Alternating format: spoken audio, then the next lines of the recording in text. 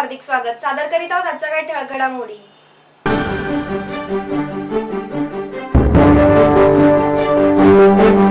दोन तरुणींनी रिक्षेतून उडी मारल्याप्रकरणी पोलिसांनी अटक केलेल्या रिक्षा चालकाची ठाणे कोर्टाने जामिनावर केली मुक्तता।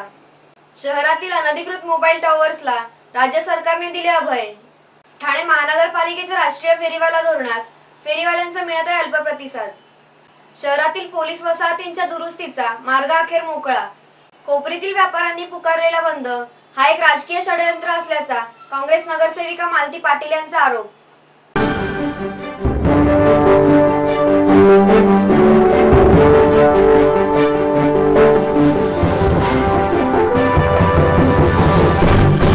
दोन तरुणींनी रिक्षेतून उडी मारल्याप्रकरणी पोलिसांनी अटक केलेल्या रिक्षा चालकाची ठाणे कोर्टाने जामिनावर मुक्तता केली आहे। रिक्षा चालकाने केलेल्या अश्लील हावभावामुळे घाबरून स्वतःचा बचाव करण्यासाठी दोन तरुणींनी रिक्षातून उडी मारल्याप्रकरणी पोलिसांनी अटक केलेल्या फुलचंद गुप्ता या आरोपीची मंगळवारी ठाणे जिल्हा कोर्टाने जामिनावर मुक्तता केली आहे। रिक्षा चालक मुलीचे अपहरण करणार होता हे प्रथमदर्शनी सिद्ध होत नसल्याचे मत नोंदवत कोर्टाने या आरोपीला जामीन मंजूर केला आहे। 2 मार्च रोजी प्रतीक्षा पुराणिक आणि सारिका पाटील या दोघींनी भिवंडीतील आपल्या नातेवाईकांकडे जाण्यासाठी ठाण्याहून रिक्षा पकडली होती। नौपाड्याहून त्यांची रिक्षा निघाल्यावर रिक्षावाला त्यांच्याकडे आरशातून पाहू लागला आणि त्याने अश्लील हावभाव करायला सुरुवात केली। तेव्हा दोघींनी रिक्षा थांबवण्यास सांगितले, मात्र त्याने रिक्षाचा वेग अधिकच वाढवला। त्यामुळे भेदरलेल्या या दोघींनी कॅडबरी पुलाजवळ रिक्षातून उडीच मारली होती। त्यात त्या दोघी किरकोळ जखमी झाल्या होत्या। या घटनेनंतर वाहतूक शाखा आणि नौपाडा पोलिसांनी 24 तासाच्या आत आरोपी फुलचंद गुप्ता याला अटक केली होती। पोलिसांनी गुप्ताच्या विरोधात अश्लील हावभाव, विनयभंग यासह अपहरणाचा प्रयत्न या कलमाखाली गुन्हे दाखल केले होते। परंतु या घटनाक्रमात रिक्षा चालक तरुणीच्या अपहरणाचा प्रयत्न करणार होता हे कुठेही सिद्ध होत नाही, असा युक्तिवाद रिक्षा चालकाचे वकील सतीश मेस्त्री यांनी केला होता। तो न्यायमूर्तींनी ग्राह्य ठरवत गुन्ह्याची 2 कलम ही जामीन पात्र आहेत। त्यामुळे सेशन जज व्ही विरकर यांनी आरोपी फुलचंद गुप्ता याला 15,000च्या वैयक्तिक जात मुलक्यावर जामीन मंजूर केला आहे। ठाणे महानगरपालिका हद्दीत घर घेताय का? मग ते अनधिकृत तर नाही ना, याची खातर जमा करा। अनधिकृत घर घेणं हा विकणाऱ्यासोबत विकत घेणारा देखील तितकाच दोषी असतो। तेव्हा घराची डोळस खरेदी करा। आपली कुठे फसवणूक तर होत नाही ना, यासाठी ठाणे महानगरपालिका मुख्यालयातील 4थ्या मजल्यावरील बांधकाम विभागात घराचा सर्वे नंबर, टिक्का नंबर याची खातर जमा करा। घराचं स्वप्न अवश्य करूया साकार, पण अनधिकृत घराचा नका करू कधीही विचार। अधिकृत घर म्हणजे उद्याची देखील निश्चिंती। अनधिकृत घराचे दार म्हणजे डोक्यावर कधीही तोडण्याची टांगती तलवार। जगणं तुमचं होऊ दे सुरेल गाणं, स्वच्छ सुंदर आणि अधिकृत घरांचं हसरं ठाणं। ठाणे महापालिकेतर्फे जनहितार्थ प्रसारित। शहरातील अनधिकृत मोबाईल टॉवर्सना राज्य सरकारने अभय दिले आहे। आरोग्यासाठी हानिकारक ठरणाऱ्या मोबाईल टॉवरवरील कारवाईसाठी गेल्या वर्षी राज्य सरकारने नियमावली तयार केली असली तरी सध्या उभ्या असलेल्या टॉवर्सवर कारवाई करण्यात येऊ नये, त्यांचा वीज पुरवठा खंडित करू नये, खंडित केला असल्यास तो पुन्हा जोडून द्यावा असा आदेश सरकारी अधिसूचनेतच असल्याची धक्कादायक माहिती हाती आली आहे। त्यामुळे या टॉवर्सवरील कारवाईत विघ्न निर्माण झाले आहे। विधिमंडळाच्या अधिवेशनात मोबाईल टॉवरबाबत उपस्थित झालेल्या एका लक्षवेधी सूचनेवर ठाणे महापालिकेने आपले लेखी उत्तर सादर केले आहे। त्यात राज्य सरकारचा हा आदेश अधोरेखित करण्यात आला आहे। राज्य सरकारने इमारतींवरील मोबाईल टॉवर आणि ग्राउंड बेस टॉवर उभारण्यासाठीची अधिसूचना 4 मार्च 2014 रोजी जारी केली आहे। त्या नियमावलीनुसार ठाणे महापालिका हद्दीतील 512 पैकी 440 टॉवर्स अनधिकृत असल्याची माहिती मध्यंतरी हाती आली होती। त्यावर पालिकेने कारवाई करणे अपेक्षित होते, परंतु या कारवाई विरोधात towers and infrastructure providers association व अन्य सर्व्हिस ऑपरेटर्स यांनी हायकोर्टात रीट याचिका दाखल केल्याचे पालिकेचे म्हणणे आहे। परंतु राज्य सरकारने 4 मार्च रोजी प्रसिद्ध केलेल्या अधिसूचनेनुसार सध्या उभ्या असलेल्या टॉवर्सवर कारवाई करण्यात येऊ नये असे सांगितल्याचे ठाणे महापालिकेचे म्हणणे आहे। या टॉवर्सची वीज जोडणी खंडित करू नये, केली असल्यास ती पूर्ववत करावी असे आदेश सरकारकडून आल्याचे पालिकेने स्पष्ट केले आहे। त्यामुळे नागरिकांच्या आरोग्याबाबत फारसे गांभीर्य नसल्याचे अधोरेखित होत असून कागदी घोडे नाचून आणि नियम कायद्याचा सोयीचा अर्थ लावत मोबाईल टॉवर्सना अभय दिले जात असल्याचे चित्र आहे।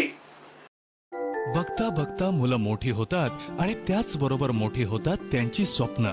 त्यांच्या ह्या स्वप्नांची, भविष्याची आणि सुखद आयुष्याची जबाबदारी TJSB ची। उज्ज्वल भविष्य हा तुमचा हक्क आणि अर्थातच TJSB चं कर्तव्य। ठाणे महानगरपालिकेच्या राष्ट्रीय फेरीवाला धोरणास फेरीवाल्यांचा अल्प प्रतिसाद मिळत आहे।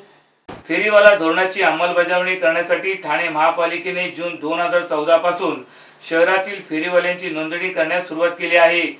परंतु मागील 9 महिन्यात विविध प्रभाग समित्यांमधून 10,729 अर्ज वितरित करण्यात आले आहेत।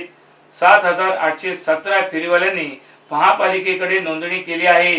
पालिकेने शहरात 50,000 फेरीवाले असू शकतात असा अंदाज बांधला होता, परंतु प्रत्यक्षात 10,000 फेरीवाल्यांची नोंदणी देखील पालिकेच्या दप्तरी न झाल्याने आता पालिकेने स्पॉटवर जाऊन फेरीवाल्यांची नोंदणी करण्याचा विचार सुरू केला आहे। गेल्या 3 वर्षापासून कागदावर असलेल्या फेरीवाला धोरणाची अंमलबजावणी मागील जून 2014 पासून पालिकेने सुरू केली आहे। शहरातील फेरीवाल्यांची नोंदणी करण्यासाठी प्रभाग समिती निहाय 50,000 अर्जाची छपाई पालिकेने केली, परंतु प्रत्यक्षात 9 महिन्यात महापालिकेकडून 10,729 अर्जाचे वितरण झाले असून 7,817 फेरीवाल्यांनी पालिकेच्या विविध प्रभाग समित्यात नोंदणी केली आहे। आता येत्या काही महिन्यात या फेरीवाला धोरणाची अंमलबजावणी करण्याचे महापालिकेने निश्चित केले असून त्यानुसार त्यांचे अर्ज आलेले आहेत त्यांना फेरीवाला कार्ड देण्यासाठी महापालिकेने हालचाली सुरू केल्या आहेत। त्यानुसार प्रथम नौपाडा प्रभाग समितीमधील फेरीवाल्यांना कार्ड उपलब्ध होणार आहेत। त्यानंतर टप्प्याटप्प्याने ज्यांनी नोंदणी केली आहे त्यांना कार्ड उपलब्ध होणार आहे। बिझनेस वाढवायचा ध्यास किंवा परिवारासोबत क्षण खास, बघायची असेल भारताची विविधता किंवा करायची असेल विदेश यात्रा, आपल्या सगळ्या गरजा आम्ही करू पुऱ्या। TJSB ट्रॅव्हल लोन, आपल्या स्वप्नांची पूर्तता। TJSB सहकारी बँक, विश्वास जिंदगी भर का। शहरातील पोलीस वसाहतींच्या दुरुस्तीचा मार्ग अखेर मोकळा झाला आहे।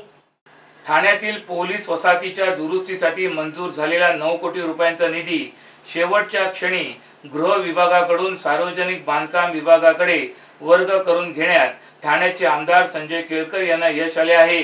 त्यामुळे धोकादायक अवस्थेत असलेल्या पोलीस वसाहतीच्या दुरुस्तीचा मार्ग अखेर मोकळा झाला आहे। ठाणे पोलीस आयुक्तालयाच्या हद्दीतील जवळपास सर्वच पोलीस वसाहतीमधल्या इमारती धोकादायक अवस्थेत उभ्या आहेत। त्यांच्या दुरुस्तीसाठी निधी मंजूर करण्याची मागणी आमदार संजय केळकर यांनी विधिमंडळाच्या हिवाळी अधिवेशनात केली होती।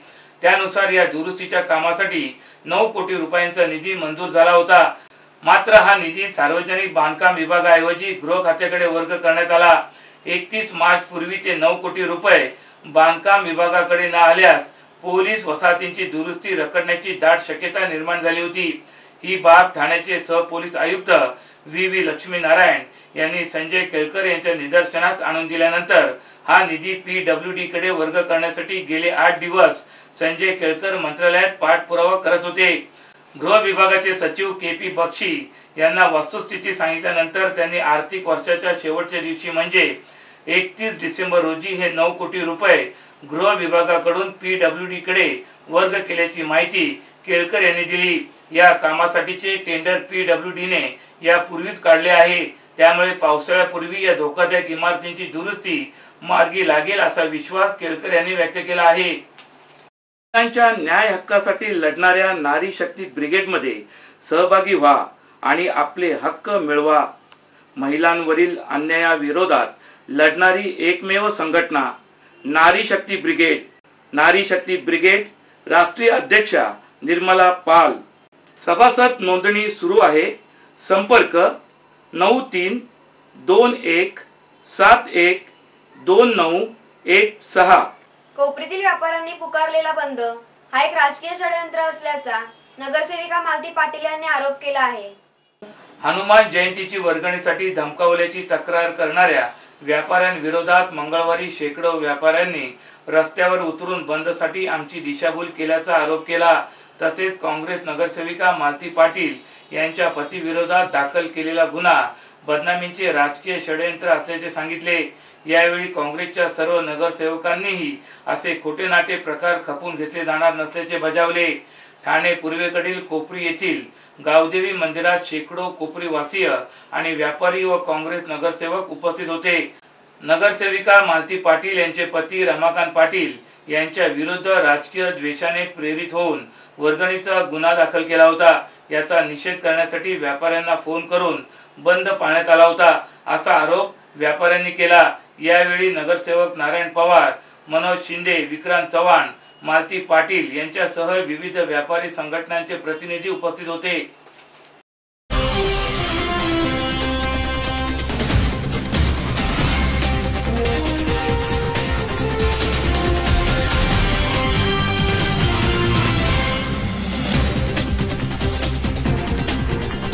तर या होत्या आजच्या काही ठळक घडामोडी। उद्या पुन्हा भेटू याच वेळी याच ठिकाणी। ठाणे दर्पण वृत्तवाहिनीचे प्रसारण ठाणे शहराबरोबरच ठाणे जिल्ह्यातही होत असते। तरी आपल्या काही समस्या अथवा सूचना असल्यास आमच्या या पत्त्यावर संपर्क साधा। आमचा पत्ता पुढील प्रमाणे।